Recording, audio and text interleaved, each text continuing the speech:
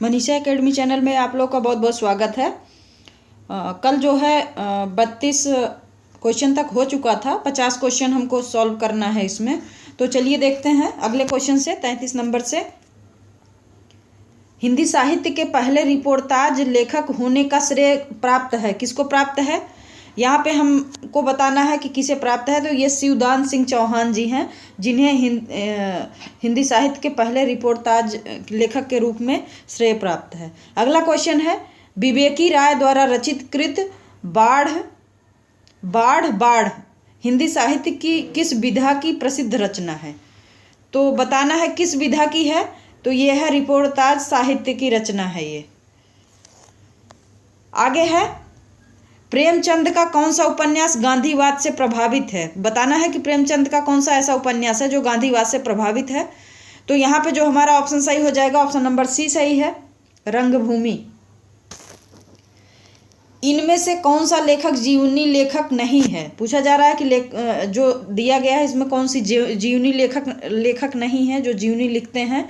तो यहाँ पे जो सही ऑप्शन होगा, ऑप्शन नंबर बी सही होगा, अज्ञेय। अज्ञेय जो है ये जीवनी लेखक नहीं है। अगला क्वेश्चन है, आलोक पर्व निबंध के रचनाकार हैं। तो आलोक पर्व निबंध के रचनाकार कौन है? यहाँ पे ऑप्शन नंबर हो जाएगा बी, हजारी प्रसाद द्विवेदी। आवारा मसीहा किस विधा की रचना है? आवारा मसीहा क्या है पूछा जा रहा है। तो यहाँ पे जो सही ऑप्शन होगा, ऑप्शन नंबर सी सही होगा, जीवनी है आवारा मसीहा। अगला क्वेश्चन है, इनमें से कौन सा नाटक भारतेंदु जी का नहीं है? तो भारतेंदु जी का कौन सा नाटक नहीं है ये बताना है। यहाँ पे सही हो जाएगा रणधीर प्रेम मोहिनी। भारत दुर्दशा, नील देवी, प्रेम योगिनी, ये तीनों जो है भारतेंदु जी का नाटक है। और ये जो है रणधीर प्रेम मोहिनी जो है ये श्रीनिवास दास की रचना है ये। चलते हैं अगले क्वेश्चन पे। इनमें से कौन सी हिंदी की पहली कहानी मानी जाती है? कौन सी कहानी है जो हिंदी की प्रथम कहानी मानी जाती है? ऑप्शन नंबर ए सही होगा, इंदुमती। इनमें से कौन सी रचना धर्मवीर भारती की नहीं है? तो धर्मवीर भारती की कौन सी रचना नहीं है? यहाँ पे ऑप्शन हो जाएगा हरी घास पर क्षण भर।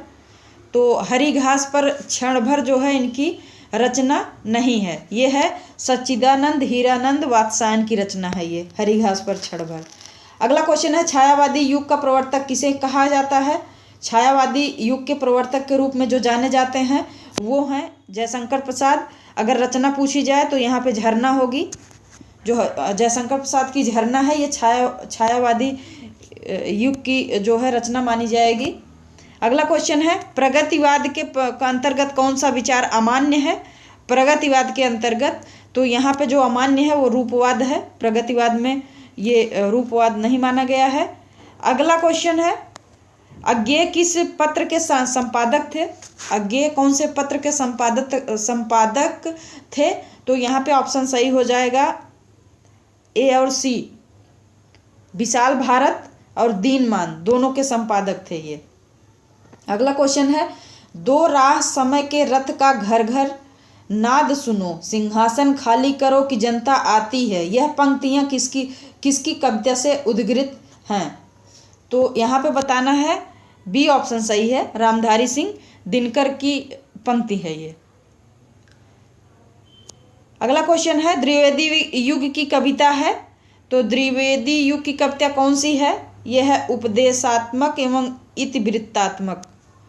अगला क्वेश्चन है, मैथिली शरण गुप्त ने इतिहास के उपेक्षित नारी पात्र को निम्न में से किस पुस्तक में प्रतिष्ठित किया है? तो कौन सी पुस्तक है ये? साकेत में जो है उपेक्षित नारी पात्र को प्रतिष्ठित किया है।